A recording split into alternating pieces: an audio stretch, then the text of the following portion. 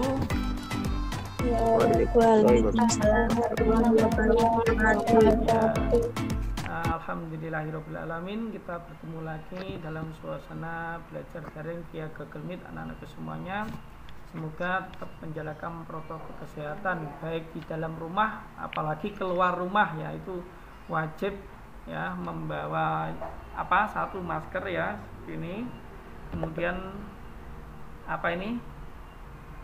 hand sanitizer ya seperti itu. Kalau di rumah ya seringlah kalau nggak pakai hand sanitizer cuci tangan atau berwudu sesering mungkin, tidak masalah, karena juga menjaga kesucian walaupun tidak sholat, dengan berwudu juga menjalankan sunnah Nabi Muhammad SAW ya, seperti itu.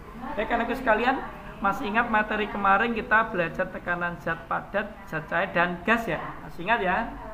Ya, penerapan zat gas kemarin pada balon udara ya, masih ingat. Kemudian konsep ketinggian ya, ketinggian permukaan air laut ya. Ini ada Mbak Didi Retno, selamat datang ya. Ketinggian permukaan air laut itu tekanannya berapa satu atmosfernya? Siapa yang masih ingat? Satu atmosfer berapa? Dinyalakan dulu Mbak Mariam. 76 apa satuannya? 76. Iya, Mbak Siti berapa? Mbak, satu atmosfer kemarin berapa? Kurang keras Mbak Ayla, satu atmosfer berapa tekanannya kemarin? 76. Satuannya 76 apa? 76 cm Hg. Ya, bagus sekali. Baik, karena kita sudah membahas tekanan zat padat, zat cair dan gas, Pak Heri akan menjelaskan di sini tentang aplikasi konsep tekanan pada makhluk hidup. Ya, tentunya kalian yang sudah membuka bukunya bisa dibuka materi yang bab tekanan itu pada materi yang paling bawah pada bab 1 ya. Ini saya share dulu untuk materinya ya. Sudah kelihatan belum presentasi Pak Eri? Ya. Sudah ya? Lihat. Oke, ini saya tayangkan biar besar. Kalau di HP membesarkannya disentuh layarnya pakai 2 jari, digeser ya, digerak ya. Baik, yang pertama aplikasi konsep tekanan zat pada makhluk hidup.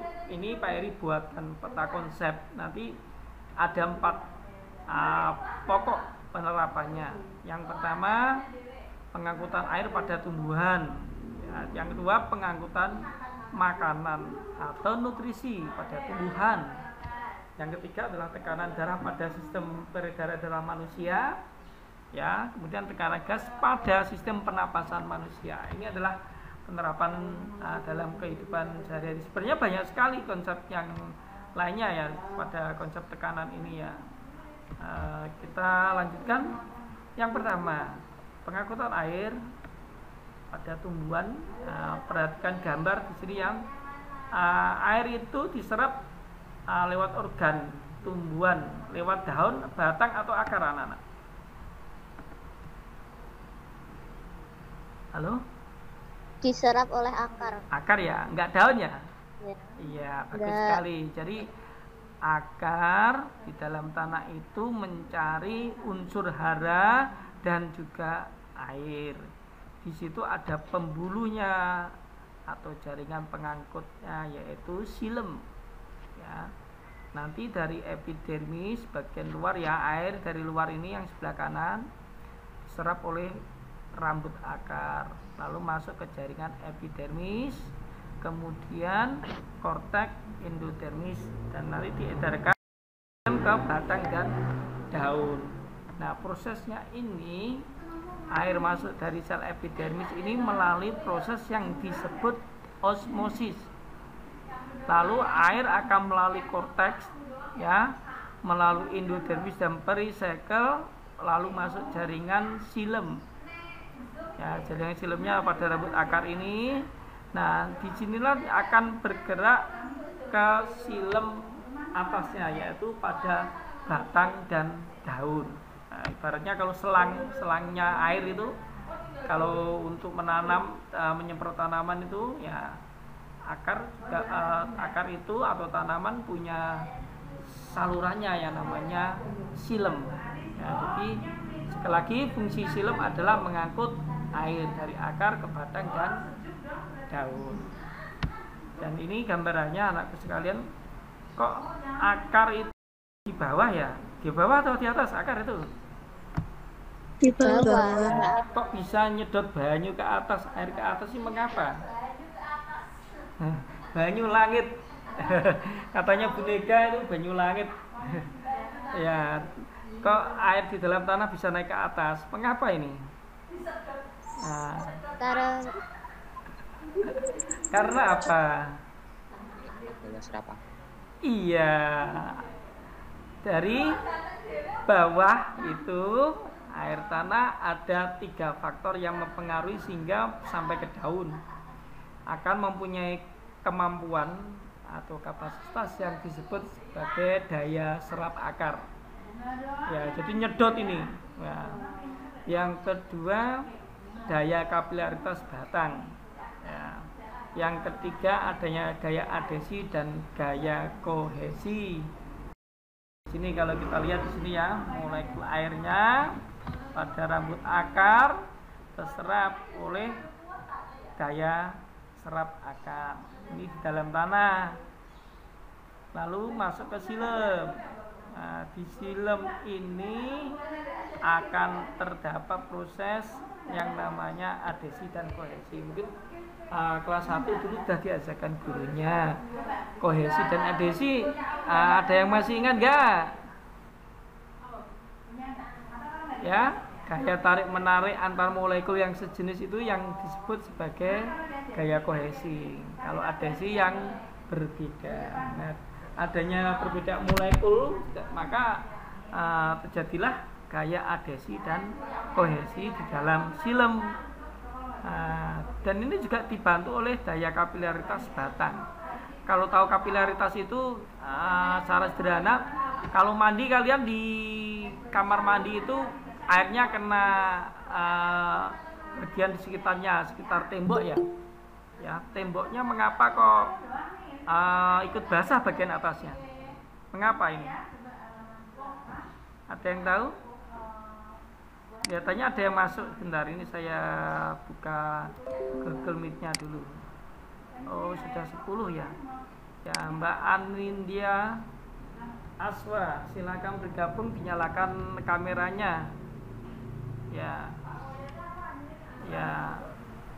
Mbak Aswa, saya lanjutkan untuk presentasi Pak Heri tadi. Jadi begini anak-anakku semuanya, pada proses akar ini airnya menghisap akarnya menghisap air karena adanya daya serap akar dan dipengaruhi oleh gaya adhesi dan kohesi. Tadi Pak Heri menjelaskan sampai daya kapilaritas. Misalnya mengapa kok tembok di bagian atas itu ikut basah pada yang kena airnya bagian bawah. Nah, itulah yang disebut sebagai gaya kapilaritas. Sehingga ini prinsip ini akan mendorong membantu ketiga faktor ini dari dalam tanah, yaitu air akan bisa naik dari air. Ya, tolong diingat ya, nanti siapa tahu nanti ujian minggu depan hari Selasa keluar ya, harus benar-benar diperhatikan. Yang kedua penerapannya, kalau tadi mengangkut air, yang kedua adalah mengangkut nutrisi pada tumbuhan. Ya, nutrisi itu zat makanan. Ya. Jadi agar kebutuhan nutrisi setiap tumbuhan itu terpenuhi, maka proses pengangkutan nutrisinya melalui proses yang disebut fotosintesis, ya, berupa gula dan asam amino ke seluruh tubuh. Ini ada yang masuk lagi. Bentar, saya stop sharing dulu. Saya klik. Iya, Mbak Bunga, silakan masuk, dinyalakan kameranya Mbak Bunga untuk absensi. Mbak Bunga tolong. Ya, terima kasih. Saya share lagi ya. Nanti yang ketinggalan, ini saya streaming, saya rekam nanti masuk ke YouTube bisa. pertemuan ini. Nanti ada tugasnya sudah saya siapkan. Tadi sudah masuk ke Google Classroom nggak? Sudah belum? Masuk ke Google Classroom? Belum. Nanti lihat ke Google Classroom-nya. Yang pertama absen ya, absen. Yang kedua lihat nanti ada link Google Meet-nya ini sudah, nggak usah diklik lagi. Link yang kedua itu adalah materi Pak Heri yang ada di websitenya Pak Heri ya, seperti itu. Dan ini saya mulai lagi untuk materinya ya. Ini anak-anak yang untuk materi sudah ada di sini, kelihatan ya. Ini udah Pak Heri ringkeskan semuanya loh, dijelaskan lewat online, diringkeskan, tinggal nyatat, tinggal memahaminya nanti ya. Jadi harus lebih semangat ya. Nanti untuk adik kelasnya sudah ujian lebih lewat Google Formnya. Baik, Pak Heri akan melanjutkan materinya. Jadi dengan proses fotosintesis ini maka pengangkutannya dari daun ke seluruh tubuh tumbuhan terjadi melalui pembuluh floem. Kalau tadi yang pembuluhnya kan lewat silem kalau air ya. Kalau makanan lewat apa anak-anak? Halo? Floem. Jadi fungsi floem adalah mengangkut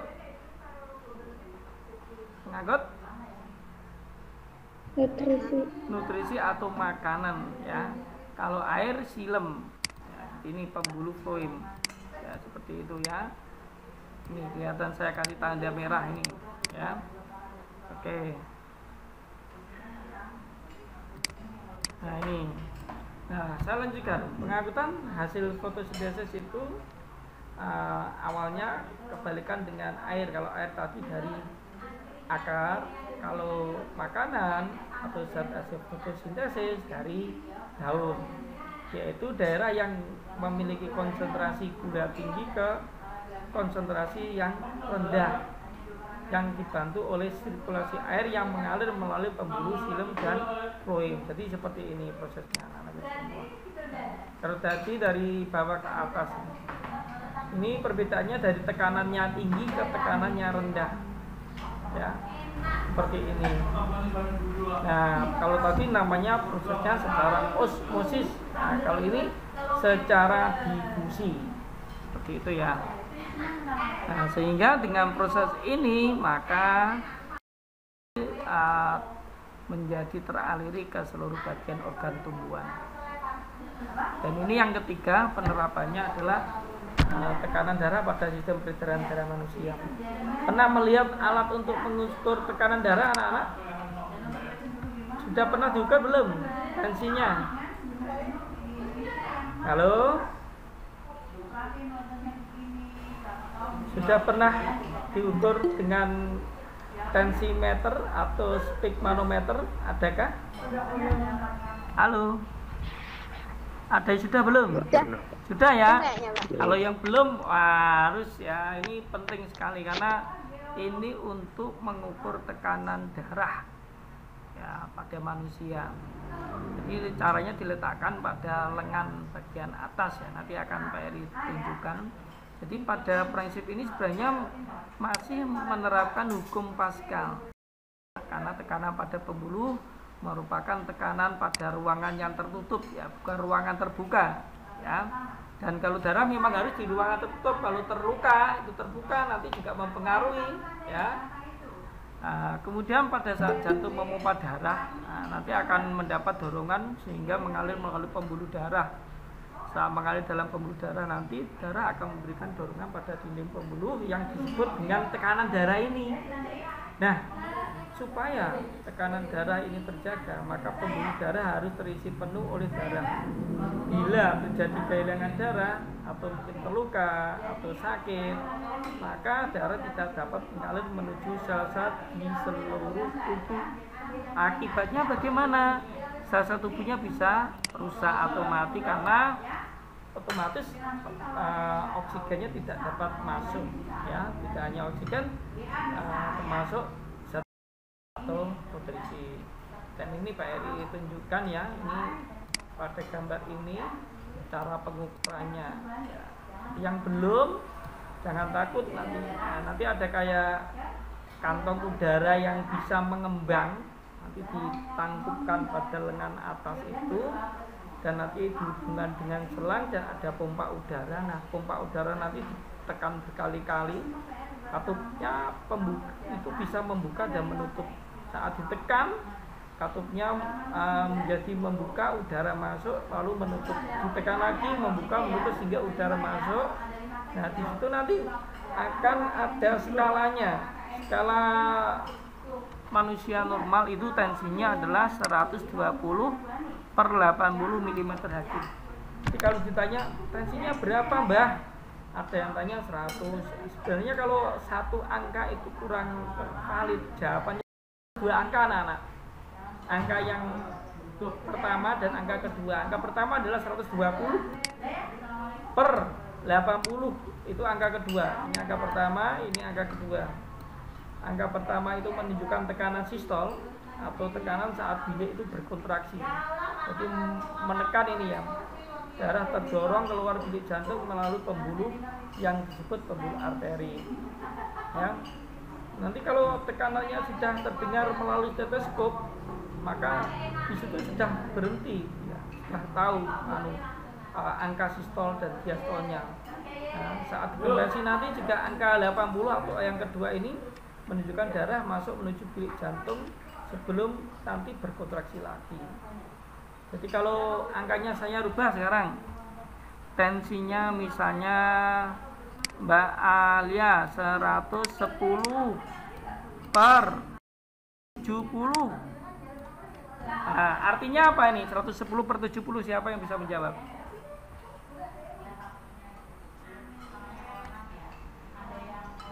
Angka 110 per 70 artinya apa? Halo, Mariam? Artinya apa? Siapa yang bisa menjawab? 110 per 70 artinya apa? Halo? Halo? Dinyalakan suaranya, tolong. Mbak Alia, artinya 110 per 70 bagaimana?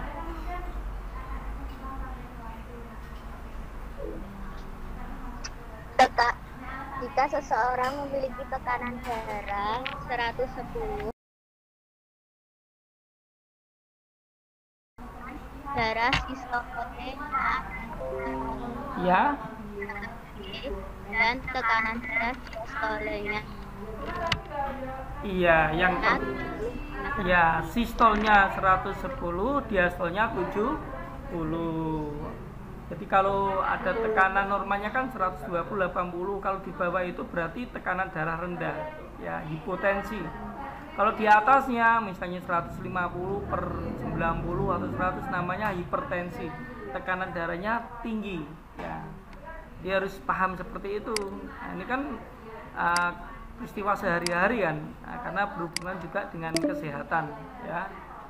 Nah, sekarang saya tampilkan lagi materi Pak Eri. Jadi yang keempat, tekanan gas pada sistem pernapasan manusia. Jadi dalam paru-paru nanti terdapat yang namanya gelembung udara yang disebut alveolus. Disinilah terjadi pertukaran antara CO2 dan O2 dengan proses yang disebut difusi. Ya. Prosesnya difusi di sini. Nah, ini ada gambarnya ya, prosesnya seperti itu. Nah, jadi pada gambar ini kalau kita lihat sel-sel darah, ya, nanti di sini berhubung atau terkait juga dengan sistem peredaran darah. Ini kan jantung ya. Kalau pada proses pernapasan kita lihat yang ini, yang gambar atasnya, kelihatan nggak anak-anak? Nggak kelihatan, Pak. Nggak kelihatan? Dari tadi. Oke. Oke, ini saya Dari tadi, Pak. Oke, share screen-nya. Ini tinggal satu slide lagi. Ya, coba.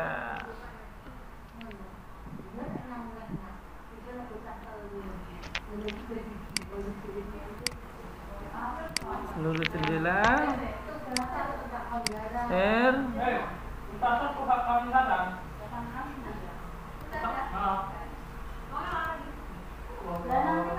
Gimana? Sudah kelihatan? Alhamdulillah. Saya ulangi ya. Jadi pada konsep tekanan yang keempat itu adalah tekanan pada gas atau terkait sistem pernafasan pada manusia. Ini saya perbesar dulu. Klik. Nah, jadi proses ini terjadi di mana? Di alveolus. Alveolus itu di mana toh? Itu ada di dalam paru-paru pada manusia. Jadi prosesnya terjadi proses yang namanya difusi atau pertukaran dua zat, yaitu gas CO2 dengan gas oksigen. Proses perpindahan zatnya melalui konsentrasi yang tinggi ke konsentrasi yang rendah. Nah, tekanan parsial ini diberikan oleh gas dalam campuran gas tersebut.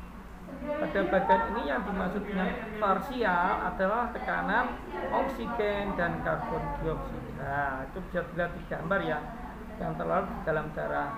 Tekanan parsial oksigen diberi simbol PO2 di sini, PO2 ini ya. Sedangkan CO2 disimbolkan PCO2. Ya, jadi kalau O2 kan oksigen, tekanan itu P. Ya, jadi PO2 artinya tekanan parsial oksigen. Kalau karbon dioksida PCO2, tekanan karbon dioksida. Nah, pada tekanan parsial ini PCO2, sistem peredaran darah, tekanan antara O2 dan CO2 bervariasi setiap organ, tidak sama anak-anak dari sini. Darah yang masuk ke paru-paru melalui arteri yang disebut arteri pulmonalis di sini. Ini dari bawah, ini yang jantungnya. Nah, ini yang kita lihat. Nah, yang bagian ini yang bagian nanti paru-paru, ya, alveolusnya di sini. Ya, darah yang masuk ke paru-paru arteri pulmonalis memiliki PO2 yang lebih tinggi dari PCO2, yang lebih tinggi daripada udara di dalam alveoli. Ya, jadi di sini sehingga terjadilah pertukaran CO2 dan O2. Nanti akan dipelajari materi selanjutnya di sistem pernapasan pada manusia, anak-anak. Jadi itu saja anak-anak sekalian untuk materi ini. Kalian bisa melihatnya di media komunika. Ya, nanti dilihat, diklik di Google Classroom-nya ya, di media komunika. Di sini sudah Pak Eri share-kan materinya, saya tayangkan sekali lagi. Bentar ya, ini bisa dilihat di sini. Nah, nanti diklik di sini ya, atau ketikkan di HP kalian di Google Classroom ini, edukasi belajar IPA. Kelihatan ya, edukasi belajar IPA.blogspot.com. Ini pada beranda ini, klik langsung ini yang atas, atau lihat di kelas 8, IPA 8 dulu boleh ya, sama saja. Nanti isinya yang pertama di beranda itu sama, judulnya ini aplikasi konsep tekanan zat pada makhluk hidup. Tapi tolong mengirimkannya di Google Classroom ya, di Google Classroom seperti ini. Ini sudah Pak Eri siapkan ini classroom-nya. Ya, di situ ada tugasnya, ditulis ya, yang tadi yang Pak Eri ini materinya ada 7 slide ini, intinya apa, disulit, lalu difoto pakai HP ya, kameranya sudah ada filenya, lalu nanti kalian kirimkan di bagian tugas kelas kalian di classroom ini ya. Jelas ya? Ada yang ditanyakan untuk materi ini? Silakan anak-anakku semuanya. Kalau ada yang ditanyakan, dinyalakan dulu semuanya. Nyalakan lagi semuanya, tolong. Mbak Bunga, Atila, Alia, Nia, Aila Fasilatun belum? Ya, ini sebelah sana. Ya, jadi tugasnya dikerjakan Karena ini penilaiannya nanti bisa menambah nilai ulangan harian minggu depan. Jadi minggu depan ulangannya tekanan zat padat, cair, gas, dan aplikasi konsep tekanan gas.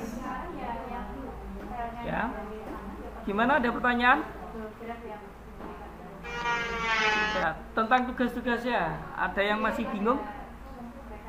Bisa yang ngirimkannya lewat Classroom ya. Kalau bisa jangan WA, karena WA nanti datanya kurang terdokumentasi nanti. Walaupun saya bisa mengisinya melalui manual nanti ya. Lewatnya Google Classroom ya. Oke ya, tetap semangat. Kalau nggak bisa ngirim ke Dojo gimana? Belum bisa ya ngirimnya lewat Google Classroom? Belum.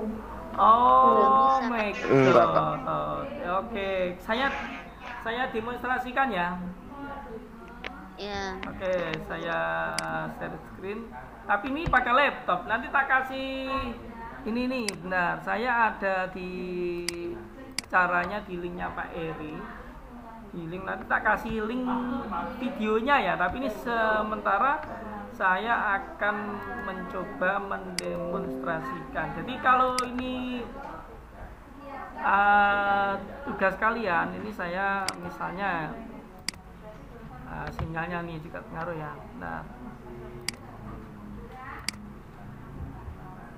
edukasi YouTube. Nah, saya carikan. Tunggu sebentar, masih proses anakku semuanya.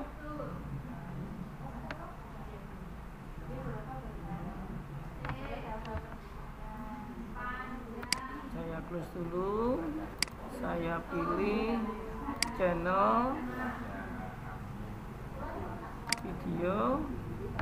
Nah, nanti ada rekamannya di sini juga anak-anak ya. Ya, ini yang rekaman kalian kemarin AKM 5 hari yang lalu ya ini. Ya. Dan ada. Dan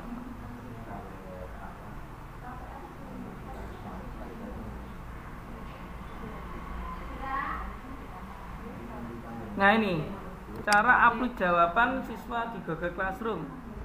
Kelihatan deh anak-anak? YouTube-nya kelihatan? Kelihatan. Oke, dilihat dulu ya, saya perbesar. Assalamualaikum warahmatullahi wabarakatuh. Cara untuk mengupload tugas siswa. Jadi kita bisa membuka aplikasi Google Classroom yang sudah terinstall. Google Classroom-nya dibuka. Anak-anak bisa membuka kelasnya masing-masing. Misalnya kita ambil contoh kelas 8B. Nah, hari ini misalnya tugasnya Pak Eri tadi diklik saja di bagian depan ini. Klik. Nah, geser ke bawah pada tugas tersebut. Atau bisa lihat di tugas kelas, dicari ya, materinya hari ini apa. Misalnya ini. Misalnya bahasa Jawa. Nanti di bagian bawah anak-anak bisa ya memperhatikan di sini ada judul tugasnya yang diberikan oleh Pak Danu. Pak Eri tugasnya tadi. Kemudian ada petunjuknya ini diperhatikan. Ya, jadi anak-anak disuruh membuat contoh lagu Dandang Bulur. Karena ini perintahnya bahasa Jawa, nanti menjawabnya juga pakai bahasa Jawa. Lalu langkahnya, anak-anak silakan membuka bagian ini. Ya, di sini kita klik ya tambah komentar tadi. Klik tanda plus ini. Anak silakan membuat di kertas atau di bukunya ditulis jawabannya tadi. Ringkasannya Pak Eri ditulis di buku. Kertas yang sudah ada jawabannya tadi nanti difoto, dimasukkan ke dalam tambah lampiran ini. Ya. Jadi ini seandainya sudah memfoto jawaban anak-anak, klik aja tanda plus di sini. Kita lihat di sini ada file yang sudah kita foto tadi, kita cari atau ambil foto, difoto langsung juga bisa. Langsung foto ya, kita ambil yang file aja. Silakan. Ya, misalnya ini jawabannya. Nah, tunggu proses beberapa saat. Nanti jawaban yang Nah, telah ini di-code akan caranya. masuk ke dalam sistem ini. Kalau Nah, ini sudah jawabannya nanti akan dikirimkan oleh tinggal menyerahkan aja. anak-anak ke guru mata pelajarannya. Nah, kasih komentar, misalnya Ya. ini Sambil menyerahkan bisa di komentar. tugas aku. Ini Pak tugas IPA-nya konsep tekanan gas pada makhluk hidup. Ya nanti menyesuaikan kalau mapelnya bahasa Indonesia atau mapel yang bukan bahasa daerah ya kita pakai bahasa Indonesia karena ini bahasa Ya. ya. Kalau sudah Aja, klik nah, serahkan di sini. dan klik tanda Kita segitiga ini. klik ya komentarnya lalu kita menyerahkan tugas. Yang penting menyerahkan tugas ini. Ya, kalau nggak Ya. ikut serahkan nggak bisa. Nah, Nah, di sini pekerjaan telah terkirim. Jadi kalau sudah klik, sudah ada lampirannya, mohon nanti klik serahkan. Kalau nggak serahkan nanti tidak bisa muncul anak-anak semuanya. Nah, sudah jelas ya? Pak. Nanti saya share. Ya gimana Mbak Mar? Tapi saya udah serahkan gitu Pak. Tapi Oh. ada kata-kata pekerjaan tidak terkirim gitu. Oh, coba nanti foto sekali lagi yang baik. Jelas ukurannya nggak usah besar. Nanti 6 slide itu tadi bisa 2 halaman atau 1 halaman diringkas kecil bisa nggak apa-apa. Foto. Lalu nanti saya lihat langsung nanti. Yang sudah bisa laporan di Google Classroom-nya ini. Ya, nanti kelihatan kok ya. Coba lagi ya Mbak Mariam ya, nanti saya kasih share tutorialnya kalau masih ya, nggak apa-apa, semangat nanti coba. Saya tuh Gimana? tutorialnya udah sama Pak kayak gitu. Sudah sama. Oh, berarti mengirimnya. Yang lainnya kendalanya di mana? Sama Pak. Waktunya Masa adik kelasnya aja bisa loh, masa kalah. Tinggal klik aja, nanti terkirim kok ya. Nanti saya cek ya sama-sama ya. klik nggak bisa kan? Bisa, nanti kita coba ya. Kamu tulis dulu, saya tunggu setengah jam 1 jam, nggak apa-apa. Oke, terima kasih anak semuanya. Kita tetap dengan membaca dalam bersama-sama. Alhamdulillahirobbilalamin. Tetap semangat selalu, anak semuanya. Jaga kondisi, kesehatan, tinggalkan keluarga dan tugasnya. Terima kasih. Wassalamualaikum warahmatullahi wabarakatuh. Waalaikumsalam warahmatullahi wabarakatuh.